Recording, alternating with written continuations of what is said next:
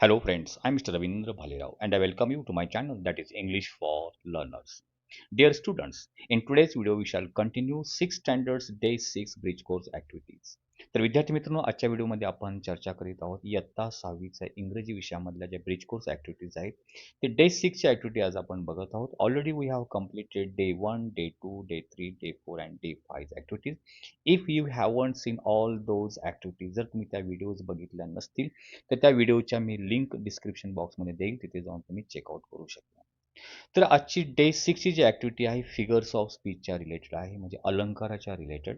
आजच्या व्हिडिओमधून आपण काय शिकणार आहोत तुम्ही सिमिली हा एक फिगर ऑफ स्पीच आहे, मेटाफर आहे, अलिट्रेशन आहे, पून किंवा पर्सॉनिफिकेशन all these figures of speech या सर्व गोष्टी आपण शिकणार आहोत. ठीक आहे, तर हा व्हिडिओ खूप इम्पॉर्टंट असणार आहे. तो व्हिडिओ स्टार्ट टू एंड पर्यंत बघायला विसरू नका. Let's go. चला व्हिडिओला आपण स्टार्ट करूया. तर ॲज युज्युअल आजची जी डे 6ची जी ॲक्टिव्हिटी आहे ती म्हणजे फिगर ऑफ स्पीच. सांगितल्याप्रमाणे नियमानुसार की या ॲक्टिव्हिटीजमधून कॉम्पिटन्सीज म्हणजे स्किल विद्यार्थ्यामध्ये कोणते गुण किंवा स्किल डेव्हलप होणार आहे. So after learning this activity, after studying this activity हा आजच्या डे 6ची ॲक्टिव्हिटी शिकल्यानंतर you will be able to तुम्हाला शक्य होणार आहे काय you will able to identifies ओळखायला काय the use of identify the figures of speech. तुम्ही फिगर ऑफ स्पीच एखाद्या पोएटिक लाईन्स म्हणजे कवितेच्या ओळीमधले फिगर ऑफ स्पीच ओळखू शकता आणि विशेषतः कोणते figure of speech simile alliteration and metaphor with relevant example योग्य एक्झाम्पलच्या अनुसार सिमिलीचं एक्झाम्पल कोणतं आहे अलिट्रेशन हे तुम्ही इझिली आयडेंटिफाय करू शकता. सो अशा प्रकारे आजच्या व्हिडिओमध्ये आपण कव्हर अप करणार आहोत कोणकोणते पॉईंट सिमिली अलिट्रेशन आणि मेटाफोर पण एक दिलेले आहे name of the figure of speech ते पण इथे बघणार आहोत. सो आजची व्हिडिओ हा फिगर ऑफ स्पीचच्या रिलेटेड असणार आहे. आता आपण ॲक्च्युअल ॲक्टिव्हिटीजला सुरुवात करूया. डू यू नो तुम्हाला माहिती आहे का हे फिगर ऑफ स्पीचबद्दल थोडीशी माहिती दिलेली आहे प्रत्येक फिगर ऑफ स्पीच. सिमिली हा फिगर ऑफ स्पीच कसा तयार होतो when you compare to different things using words like or as.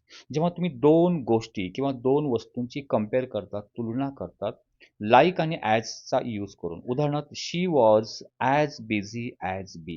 ती एखाद्या मधमाशी समान व्यस्त होती. नाव शी तिचे तुलना कोणाबरोबर केली आहे बी बरोबर म्हणजे मधमाशी बरोबर. त्या दोन गोष्टींची तुलना केलेली आहे. कोणता शब्द यूज केला ॲज म्हणून इथे काय आहे सिमिली हा फिगर ऑफ स्पीच आहे. आणखीन पुढचे एक्झाम्पल बघितलं तुम्हाला क्लिअर होणार आहे सिमिली म्हणजे काय. अलिट्रेशन हा फिगर ऑफ स्पीच काय alliteration is the repetition of initial sound. Initial म्हणजे सुरुवातीचं साऊंड किंवा लेटर याचं रिपीट होतं in the beginning of the words शब्दाच्या सुरुवातीचं that close to each other. For example बघा sea shells by the sea shore. आता या जे शब्द आहे शीचा एस साऊंड सेलचा एस साऊंड सी सेलचा एस सी शोरचा एस म्हणजे ह्या शब्दांचं सुरुवातीचा साऊंड किंवा त्याला आपण लेटर म्हणूया तो एकापेक्षा जास्त वेळा रिपीट झालेला आहे म्हणून हिअर इथे काय आहे कोणता फिगर ऑफ स्पीच अलिट्रेशन. तर मेटाफोर बघूया metaphor. Metaphor figure of speech is describes an object. एखाद्या ऑब्जेक्टचं वर्णन करतो और ॲक्शन किंवा कृती असेल by comparing it to the something else इतर दुसऱ्यांबरोबर. For example time is money. इथे टाइम हा मनी आहे पैसे आहे असं म्हटलं म्हणजे वेळेची तुलना कोणाबरोबर केली मनी. सो इनडायरेक्टली टाइमला मनी म्हटलेलं आहे म्हणून इथे कोणता फिगर ऑफ स्पीच आहे मेटाफोर आहे. ओके सो इनडायरेक्टली इथे कंपॅरिझन आहे. पून हा एक फिगर ऑफ स्पीच आहे. Pun is a figure of speech which is humorous. हा विनोद क्रिएट करतो ह्युमर क्रिएट करतो. वर्ड्स ऑर फ्रेज त्याच्यामध्ये जे शब्द किंवा वाक्यप्रचार असतात तो एक विनोद किंवा ह्युमर क्रिएट करतो दॅट हॅज व्हेरियस मिनिंग्स की डबल अर्थ आपण शब्द बोलतो त्या प्रकारे विच साऊंड्स लाईक अनादर word. For example the ball didn't go very फार. चेंडू दूर गेला नाही बिकॉज इट वॉज टायर्ड कारण तो खूप थकलेला होता. आता बॉल थकला होता तो लांब गेला नाही मारल्यानंतर. So it creates a humour. ज्या ओळीमधून अशा प्रकारे शब्दामधून ह्युमर किंवा विनोद क्रिएट होतो दॅट इज कॉल्ड पून. सो अशा प्रकारे यामध्ये आपण सिमिली मेटाफॉर आणि अलिट्रेशन आणि पून या फिगर ऑफ स्पीचबद्दल माहिती घेतली. इथे एक पोएम दिलेली आहे the name of the poem is nature's voice. ठीक आहे. Read the poem. आता ही कविता तुम्हाला मी मोठ्याने वाचून दाखवतो आणि त्यानंतर तुम्हाला मी एक्सप्लेन करेन.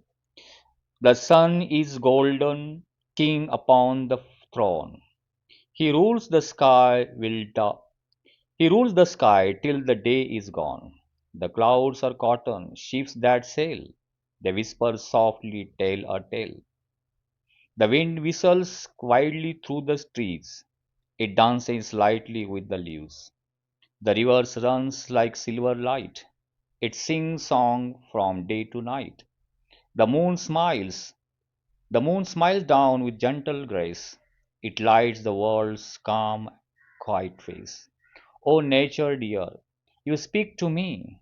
Your beauty shines for all to see. So this is very beautiful poem. या कवितेमध्ये नेचर्स व्हॉइस, निसर्गाचा आवाज म्हणजेच काय, इन द नेचर, निसर्गामध्ये.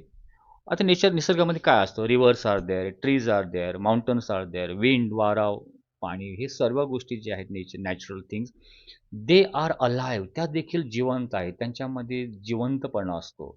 हे कवितेमधून सांगितलं. तर मग कोणकोणत्या गोष्टींचं वर्णन केलं आहे ते आपण बघूया. The sun is golden. सूर्य गोल्डन आहे. गोल्डन किंग म्हटलेला आहे.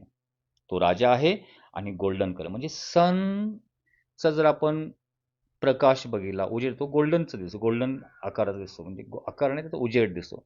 म्हणजे the sun is shining in the sky. या ओळीचा अर्थ काय, सूर्य आकाशामध्ये राजाप्रमाणे तो चमकत आहे. अपॉन हिज थ्रॉन, तो आपल्या सिंहासनावरती बसलेला आहे. म्हणजे आकाशामध्ये सूर्य चमकत आहे, सूर्याचं राज्य आहे असं आपण म्हणू शकतो. थ्रॉन म्हणजे सिंहासन. He rules the sky till the day gone. सूर्य आकाशामध्ये रूल करतो, राज्य करतो. टिल द डे गॉन म्हणजे दिवस संपेपर्यंत, म्हणजे आकाशामध्ये सूर्य दिवसभर तळपत असतो, प्रकाशित असतो. ठीक आहे.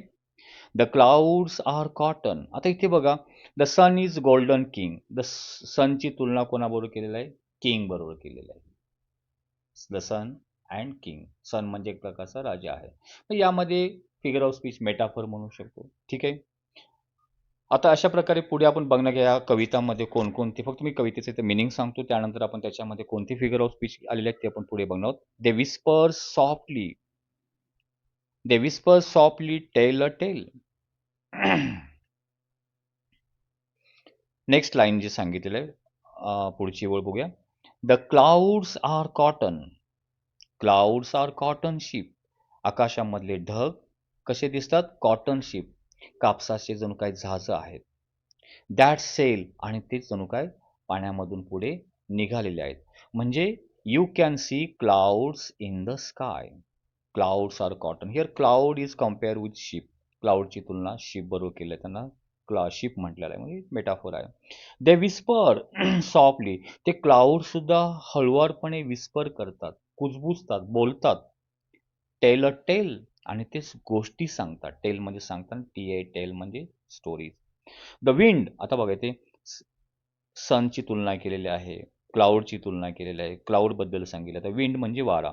Wind whistles widely through the trees.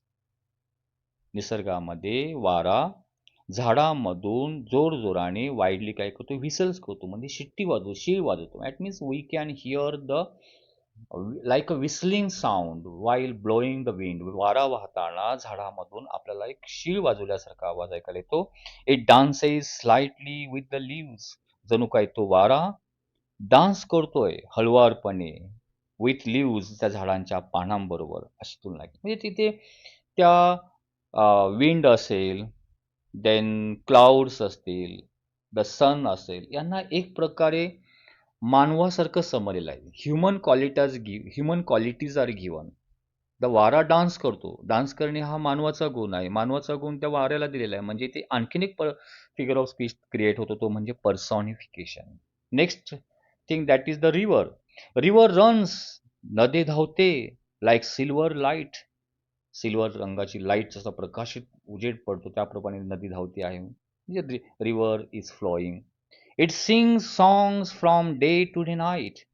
ती रिव्हर डे टू नाईट, दिवस दिवस उगवल्यापासून ते रात्र होईपर्यंत गाणे गाते. That means the river is continuously flowing. याचा अर्थ काय? रिव्हर आवाज करीत कंटिन्युअसली दिवस रात्र वाहत राहते. Next, the moon smiles down with gentle grace. चंद्र स्माइल्स हसतोय विथ जंटल ग्रेस. जंटल म्हणजे हळुवारपणे, ग्रेस म्हणजे एकदम आनंदाने या अर्थाने म्हणू शकतो. ग्रेसफुली तो स्माइल करतो म्हणजे आकाशामध्ये प्रकाशित आहे. इट लाईट्स द वर्ल्ड काम अँड क्वाईट.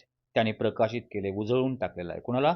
या जगातील शांत आणि क्वाईट आवाज न करणाऱ्या चेहऱ्यावरती. म्हणजे all at night the moon shines in the sky. रात्रीच्या वेळी चंद्र आकाशामध्ये प्रकाशित असतो आणि रात्रीच्या वेळी सगळीकडे शांतता असते, कोणी जागे नसतं. आणि त्यांना जणू काय उजळण्याचं काम, त्यांना प्रकाशित करण्याचं काम हा चंद्र करीत आहे. सो अशा प्रकारे natural things, nature voice, nature कसा बोलतो आहे ते वर्णन केलंय. Oh nature dear you speak to me. अरे निसर्गा, प्रिय निसर्गा, तू माझ्याशी जणू काही बोलतच आहेस या वाऱ्याच्या माध्यमातून. त्यानंतर क्लाउड असेल, स्का देन सन असेल, यांच्या माध्यमातून. युअर ब्युटी शाईन्स फार ऑल टू सी. तुझे जे नैसर्गिक सौंदर्य आहे ते सर्वत्र चमकत आहे. फॉर ऑल टू सी, सर्वांसाठी त्याचा अनुभव मिळण्यासाठी. So it is very beautiful poem. So on the basis of the poem, या कवितेच्या आधारावरती काही ॲक्टिव्हिटीज म्हणजे क्वेश्चन आहेत ते आपण बघूया. इथे फर्स्ट क्वेश्चन दिलेल्या या कवितेच्या रिलेटेड तो म्हणजे do the following activity, complete the following table. खालील टेबल पूर्ण करा.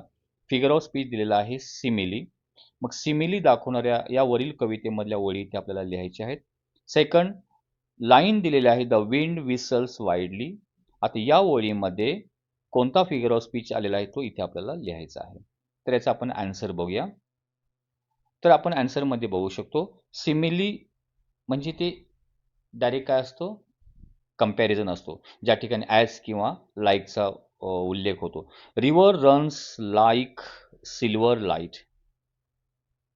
Reverse runs like silver light ही सिमिली दाखवणारी ही एक लाईन आहे. The next line that is the wind whistles. The wind whistles, just minute, right. The wind whistles widely. या ओळीमध्ये कोणता फिगर ऑफ स्पीच आहे? तर आपण जर नीट निरीक्षण केलं तर विंडचा डब्ल्यू साऊंड, विसलचा डब्ल्यू साऊंड आणि वाईडलीचा डब्ल्यू साऊंड. साऊंड म्हणजे हा लेटर एकापेक्षा, सुरुवातीचं अक्षर एकापेक्षा जास्त वेळा रिपीट झालेला आहे, म्हणून इथे फिगर ऑफ स्पीच होतो अलिट्रेशन. सो अशा प्रकारे आपण we have completed this activity. ही ॲक्टिव्हिटी आपण कंप्लीट केलं आहे. टेबल आपण इथे कंप्लीट केलं आहे. याच कवितेच्या related next activity is given that is identify म्हणजे ओळखा the figure of speech from the lines. खाली ओळी दिलेल्या आहेत, त्या ओळीमध्ये कोणता फिगर ऑफ स्पीच आलेला आहे ते ओळखायचे. The sun is golden king upon the throne. सिंहासनावरती सूर्य जणू काय गोल्डन किंगच आहे. आता याच्यामध्ये जर बघितलं कोणता आहे फिगर ऑफ स्पीचचा आन्सर बघू शकता. The sun is golden king, इथे मेटाफोर हा फिगर ऑफ स्पीच आहे. का?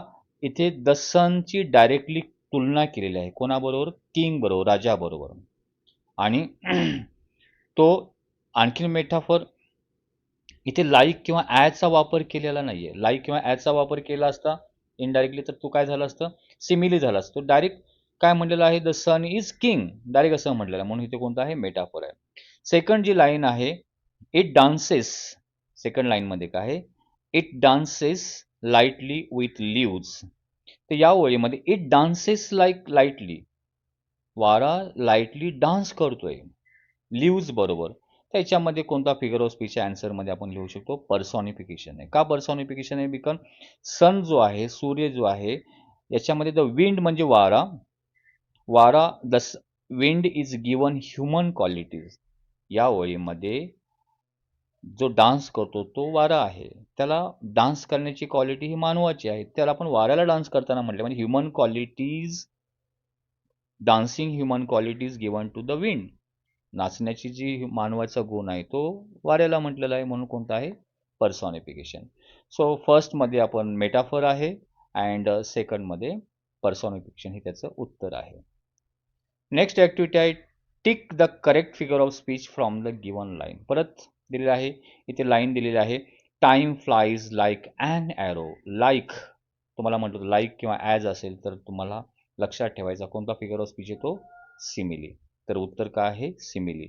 आन्सर काय देणार आहे, द सेंटेन्स कम्पेअर्स टाइमची तुलना केली आहे विथ अॅन ॲरो आणि यूज काय केलेला आहे, लाईकचा यूज केला म्हणून इथे काय आहे, सिमिला हा फिगर ऑफ स्पीच आहे, तिथे आपण टिक करू शकतो. नेक्स्ट ॲक्टिव्हिटी दिलेली आहे, identify the figure of speech from the given lines. परत इथे 2 ओळी दिलेल्या आहेत त्या कवितेमधल्याच आणि त्याच्यामध्ये फिगर ऑफ स्पीच आपल्याला ओळखायचं आहे. First line is given here, the river runs like silver light. नदी धावते एखाद्या सिल्वर लाईट प्रमाणे. आता इथे लाईक शब्द आलेला आहे म्हणून तुम्हाला म्हटलं या ओळीमध्ये कोणता फिगर ऑफ स्पीच आहे, सिमिली आहे. कारण नदीची तुलना कोणाबरोबर केली, river is compared to the silver light आणि लाईकचा इथे यूज केलेला आहे. ठीक आहे. नेक्स्ट सेंटेन्स आहे, the moon smiles down with gentle grace. तर मून चंद्र स्माइल डाऊन हसतोय विथ जंटल ग्रेस म्हणजे चंद्राला हसतो असं. द मूनला एक प्रकारे काय केलेलं आहे, ह्युमन क्वालिटी दिली हसण्याची म्हणून इथे पर्सॉनिफिकेशन हा फिगर ऑफ स्पीच येतो. सो अशा प्रकारे फर्स्टमध्ये सिमिली आहे आणि सेकंडमध्ये पर्सॉनिफिकेशन हा फिगर ऑफ स्पीच क्रिएट होतो. आपण तुम्ही फक्त सिमिली आणि पर्सॉनिफिकेशन एवढं उत्तर दिलं तरी चालेल, पूर्ण डिस्क्रिप्शन देण्याची गरज नाही, फक्त तुम्हाला मी समजवण्यासाठी ते दिलं. तुम्ही you have to write just simile and personification हे फिगर ऑफ स्पीचचे तुम्ही फक्त नाव लिहू शकता. नेक्स्ट ॲक्टिव्हिटी याच्या रिलेटेड जी आहे, fifth activity, the poem use wind whistles widely. या कवितेमध्ये जी वारा जो आहे शिळ वाजवतो, वाईडली म्हणजे एकदम जोरजोरामध्ये. Can you write your own alliteration about the wind. आता विंड विसल्स वाईडली तिन्ही शब्दामध्ये डब्ल्यू हा साऊंड काय झालेला, रिपीट झालेला, म्हणजे ते काय अलिट्रेशन आहे. असं अलिट्रेशन दाखवणाऱ्या ओळी तुम्ही लिहू शकता का, अलिट्रेशन जे की आता जे फर्स्ट काय, विंड विसल वॉर्मली ही ओळ लिहू शकतो, विंड विस्पर्स वॉर्मली. सेकंड लाईनमध्ये वाईल्ड विंड विसल्स ही लाईन लिहू शकतो. द विंडी वेदर विसल्स ही लाईन लिहू शकतो. The wind wanders widely. Next, wind waves through the woods. So जो साऊंड आहे, जे डब्ल्यू साऊंड रिपीट होतोय किंवा कुठल्याही शब्दाचं अक्षर, एक सुरुवातीचं अक्षर, लेटर किंवा साऊंड तो अनेक वेळा, एकापेक्षा जास्त वेळा जर रिपीट होत असेल तर अलिट्रेशन अशा लाईन्स आपण एक एक्झाम्पल म्हणून, अलिट्रेशनचं एक्झाम्पल म्हणून लिहू शकतो. So this activity is completed. I hope तुम्हाला हा डे 6 ॲक्टिव्हिटी निश्चितपणे आवडला असेल, समजला असेल. तर लाईक आणि शेअर करायला विसरू नका. Wish you good day, take care, thank you very much.